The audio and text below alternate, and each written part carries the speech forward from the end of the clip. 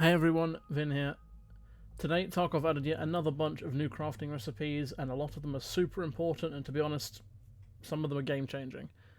Money is not an important factor here. Most of these task item crafts are inefficient, but they are designed specifically to help with tasks but cost you extra for it. Right, let's get into them. First off, they have added the ability to craft a Vepr 136 into an AKM.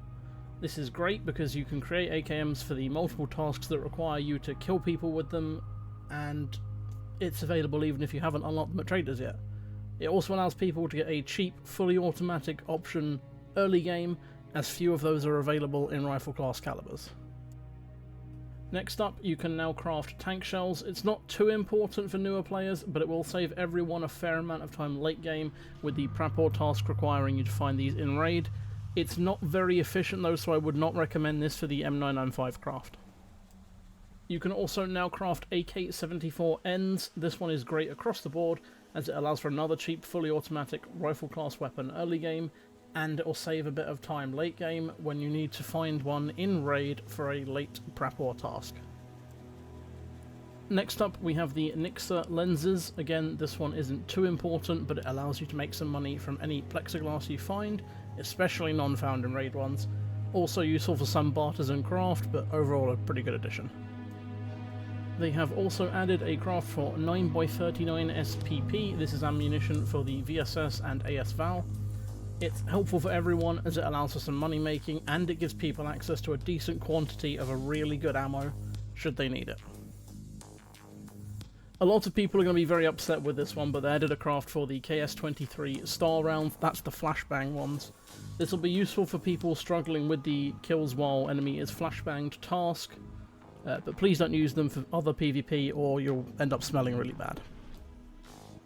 Another great one for tasks, they added T-plugs. This one's really helpful for people trying to progress through the mechanic tasks quickly.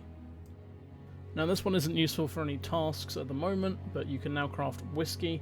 It's useful for a fair number of barters. It's also pretty cool because it will drive the price of vodka up slightly, which is really good, because you then have the choice of turning your moonshine into 10 vodkas to sell on the flea market for a substantial amount, currently around 30k each. That's probably going to change, or use them also for barters.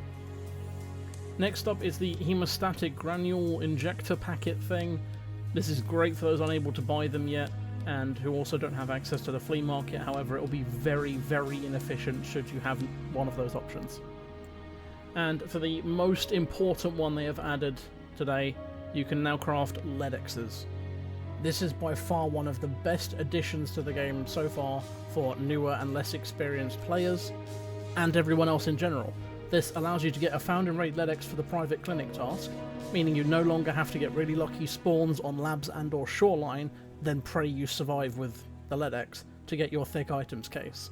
If you don't care about cases, well, good news for you as well. The thick items case sells for a stupid amount of money, and it's found and raid from the task. You will have access to the flea market by this point, so say hello to an 8-digit ruble balance increase. And my personal favourite of the new additions, the Aloo splints. This will help so many people early game, as it gives you 2 5-use splints, and all it costs is a leftover or ruined that you've bought from fence etc, UN tarp, chest plate, and a pair of metal scissors bought or found, doesn't matter.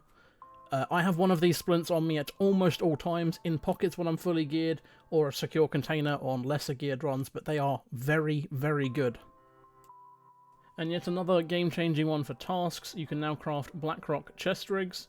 This one's massively helpful. You no longer need to kill scav boss guards and or raiders and then hobble to the extract with extra chest rigs in your bag to be able to complete the task requiring these.